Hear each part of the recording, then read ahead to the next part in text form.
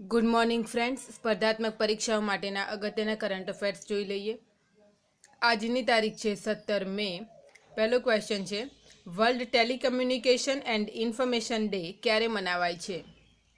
17 મે આજે રોજ મનાવાય છે. દર વર્ષે 17 મેના રોજ વિશ્વ દૂરસંચાર દિવસ મનાવવામાં આવે છે. આ દિવસ મનાવવાનો ઉદ્દેશ્ય લોકોને દૂરસંચાર પ્રૌદ્યોગિકીના ફાયદાઓ વિશે જાગૃત કરવાનો છે.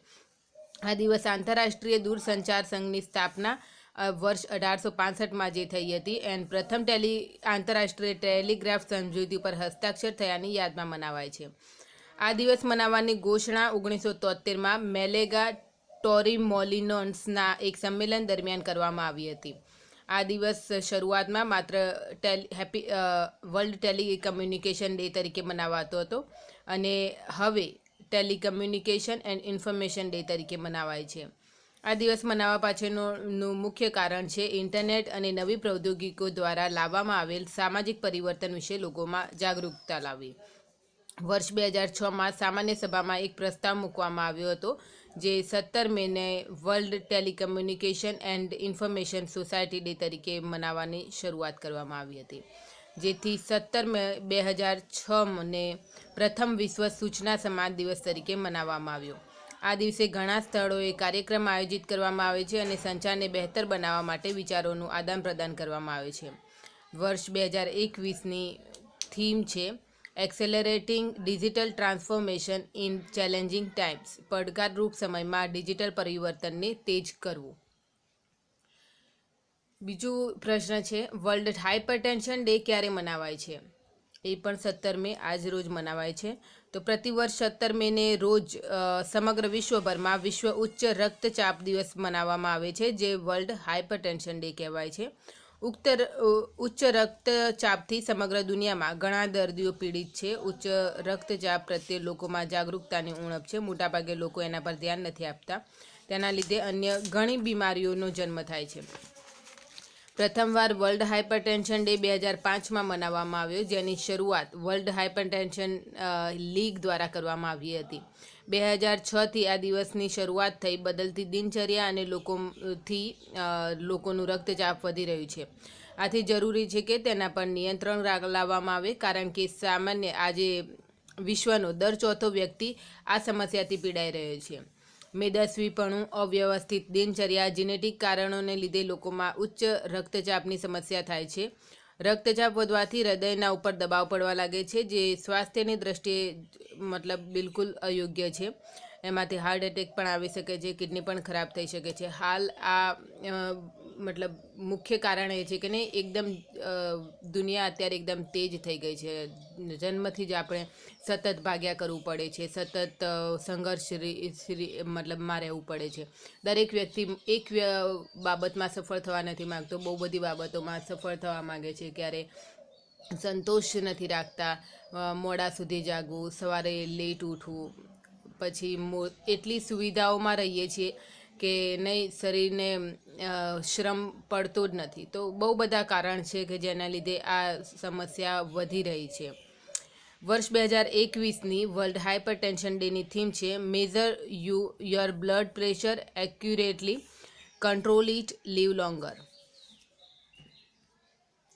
એરલાઇન કંપની ગો એર એ પોતાના કયા નામથી રીબ્રાન્ડ કરી? Go first. વાડિયા સમૂહના સ્વામિત્વવાળી ગો એરે નવું આદર્શ વાક્ય યુ કમ ફર્સ્ટ સાથે પોતાનો ગો ફર્સ્ટના રૂપમાં પુનઃ બ્રાન્ડેડ કર્યું છે. કોવિડ-19 મહામારીના પ્રભાવથી નિપટવા માટે 15 વર્ષો બાદ રીબ્રાન્ડ કરવાનો નિર્ણય કંપનીના ultra low cost carrier airline મોડલમાં વાહકને સંચાલિત કરવાના પ્રયાસનો એક ભાગ છે, જેમાં ગો એરે પોતાને હવે ગો ફર્સ્ટથી રીબ્રાન્ડ કરી છે. ભારતીય મહિલા ક્રિકેટ ટીમના મુખ્ય કોચ તરીકે કોને નિયુક્ત કરાયા? રમેશ પાવર. ભારતીય ક્રિકેટ કંટ્રોલ બોર્ડે રમેશ પાવરને ટીમ ઇન્ડિયા સિનિયર મહિલાના મુખ્ય કોચ નિયુક્ત કરવાની ઘોષણા કરી છે. સુલક્ષણા નાયક, મદનલાલ અને રુદ્ર પ્રતાપસિંહની 3 સદસ્યીય ક્રિકેટ સલાહકાર સમિતિના આવેદકોનું ઇન્ટરવ્યૂ લીધું અને રમેશ પાવરને સર્વસંમતિથી નિયુક્ત કરવામાં આવ્યા છે. પૂર્વ આંતરરાષ્ટ્રીય ખેલાડી છે રમેશ પાવર, એન્ડ ભારત માટે 2 ટેસ્ટ અને 31 વન ડે મેચ રમી ચૂક્યા છે. કઈ બેંક દ્વારા digital platform Digi Gold launch કરવામાં આવ્યું? Airtel payment bank. તો એરટેલ પેમેન્ટ્સ બેંક દ્વારા ગ્રાહકો માટે સોનામાં રોકાણ કરવા માટે એક digital platform Digi Gold launch કરવામાં આવ્યું છે. તેમણે ડીજી ગોલ્ડ પ્રદાતા સેફ ગોલ્ડ સાથે ભાગીદારીમાં આ શરૂ કર્યું છે. ડીજી ગોલ્ડ સાથે એરટેલ પેમેન્ટ્સ બેંકના બચત ખાતાના જે ગ્રાહક છે એ એરટેલ થેન્ક્સ એપનો ઉપયોગ કરીને 24 કેરેટ સોનાનું રોકાણ કરી શકે છે. ગ્રાહકો પોતાના પરિવાર અને મિત્રોને પણ ડીજી ગોલ્ડ ઉપહારમાં આપી શકે છે જેમનું એરટેલ પેમેન્ટ્સ બેંકમાં બચત ખાતું હોય છે. ઇન્ટરનેશનલ એસ્ટ્રોનોમી ડે ક્યારે મનાવાયો? 15 મે. આંતરરાષ્ટ્રીય ખગોળ વિજ્ઞાન દિવસ વર્ષમાં 2 વાર, એક શરદ અને બીજું વસંત ઋતુમાં મનાવવામાં આવે છે. આ વર્ષે આંતરરાષ્ટ્રીય ખગોળ વિજ્ઞાન દિવસ 15 મે 2021ના રોજ મનાવવામાં આવી રહ્યો છે એન્ડ બીજો ખગોળ વિજ્ઞાન દિવસ આવશે 9 ઓક્ટોબર 2021ના રોજ. આંતરરાષ્ટ્રીય પરિવાર દિવસ ક્યારે મનાવાયો? 15 મે. તો આંતરરાષ્ટ્રીય પરિવાર દિવસ પ્રત્યેક વર્ષે 15 મેના રોજ મનાવવામાં આવે છે. 1994માં સંયુક્ત રાષ્ટ્ર દ્વારા સ્થાપિત આ દિવસ પરિવારોનું મહત્વનું સન્માન કરે છે. સંયુક્ત રાષ્ટ્રના મતે 2021માં આ દિવસ મનાવવાનો મતલબ ઉદ્દેશ્ય છે કે socially just transition towards sustainable development, the role of digital technologies on social development and wellbeing of all. જો કુટુંબ એ સમાજનો મુખ્ય પાયો છે. જ્યારે વ્યક્તિ જન્મ લે છે ત્યારે પહેલું જે વાતાવરણ એને મળે છે એ એના કુટુંબીજનો દ્વારા, જે માતા પિતા ભાઈ બહેન દ્વારા. એટલે પહેલું જે વસ્તુઓ એ સામાજિકરણ એનું થાય છે એ કુટુંબ દ્વારા થાય છે. એન્ડ ભારતમાં આપણે સંયુક્ત કુટુંબથી ટેવાયેલા છીએ, તો બહુ મહત્ત્વ રાખે છે એક પરિવાર. અને જરૂરી પણ છે કે જે સંયુક્ત કુટુંબ હતા એ હજુ પણ રહે, કારણ કે જેમ વિભક્ત થતા જાય છે એમ માનવીની લાગણીઓ ઓછી થતી જાય છે. આ વર્ષ 2021ના આંતરરાષ્ટ્રીય પરિવાર દિવસની થીમ છે ફેમિલીઝ એન્ડ ન્યૂ ટેકનોલોજીસ, પરિવાર અને નવી તકનીકો. હમણાં આરબીઆઈ દ્વારા કઈ બેંકનું લાયસન્સ રદ કરવામાં આવ્યું?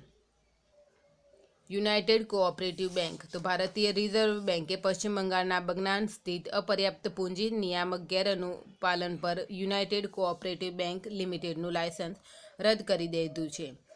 10 મે 2021ના એક આદેશના દ્વારા કેન્દ્રીય બેંકે સહકારી ઋણદાતાઓને 13 મે 2021ના રોજ કારોબાર બંધ કરવા અને બેન્કિંગ વ્યવસાય પર કરવાથી રોકી દેવા, મતલબ કોઈ લેવડ દેવડ કરી શકાશે નહીં એવો આદેશ બહાર પાડી દેવામાં આવ્યો હતો.